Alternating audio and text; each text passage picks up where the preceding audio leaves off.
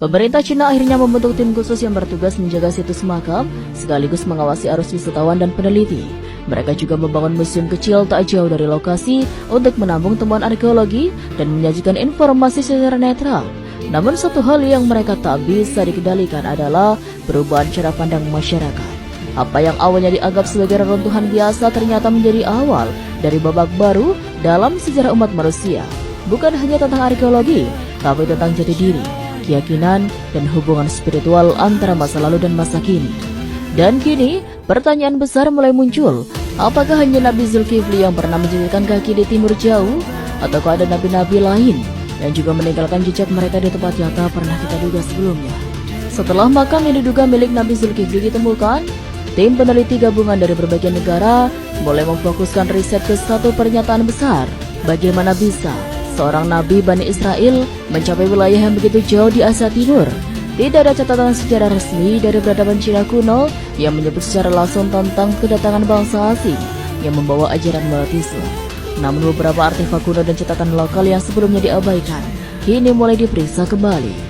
Salah satu ahli sejarah dari Turki, Dr. Ayhan Selçuk, mengangkat temuan menarik dari dinasti kuno bernama Zhou.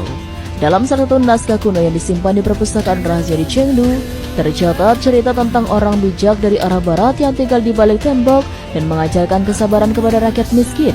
Tulisan itu tidak menyebut nama, tapi karakteristik dan waktunya sangat cocok dengan periode yang diperkirakan sebagai masa hidup Nabi Zulkifli.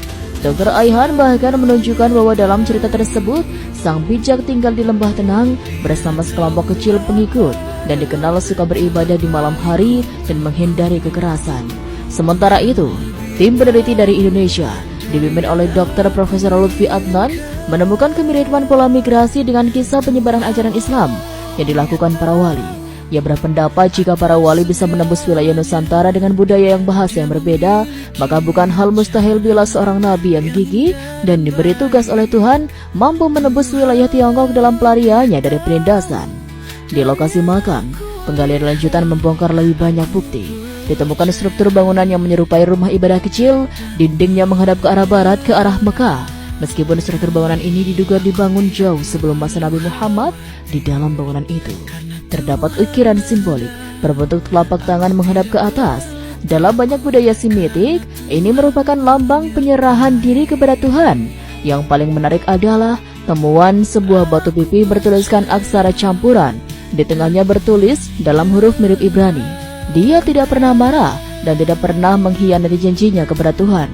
Para ahli meyakini ini merujuk pada sifat Nabi Zulkifli yang dikenal sebagai sosok sabar dan setia pada janji, seperti disebutkan dalam Al-Quran.